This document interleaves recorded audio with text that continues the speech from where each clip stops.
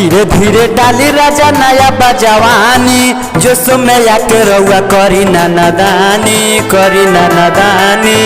धीरे धीरे डाली राजा नया बजवानी, जोश में आके रउआ करी नादानी, करी नादानी। इ तो हमारा आदत है खानदानी कि जानतानी नैहर में बनावत रहू रील हो, पता चलल आज हमार टूटल बा तोर सील हो।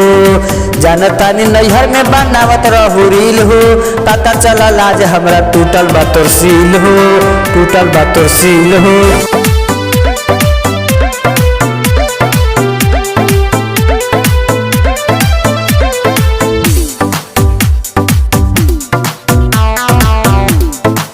लागता कि फेसबुक से भइल प्यार तोरा, रोजे रोजे रहरी में जाके सुतत होइबू कोरा, सुतत होइबू कोरा। लागता कि फेसबुक से भइल प्यार तोरा, रोजे रोजे रहरी में जाके सुतत होइबू कोरा, सुतत होइबू कोरा। आ कुछ नहीं देले प्यार के निशानी, जानतानी नैहर में बनावत रहू रील हो, पता चलल आज हमरा टूटल बा तोर सील हो। जानतानी नैहर में बनावत रहू रील हो, पता चलल आज हमरा टूटल बा तोर सील हो, टूटल बा तोर सील हो।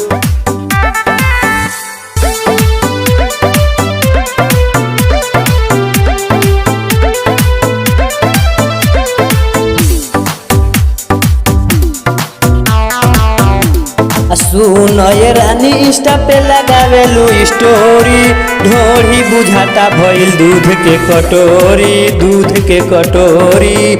सुन ये रानी इंस्टा पे लगावेलू स्टोरी, ढोरी बुझाता भइल दूध के कटोरी, दूध के कटोरी। आ पंकज के लागे तोर नसाइल बजवानी, जानतानी नैहर में बनावत रहू रील हो, पता चलल आज हमरा टूटल बा तोर सील हो, टूटल बा तोर सील हो। जानतानी नैहर में बनावत रहू रील हो, पता चलल आज हमरा टूटल बा तोर सील हो, टूटल बा तोर सील हो।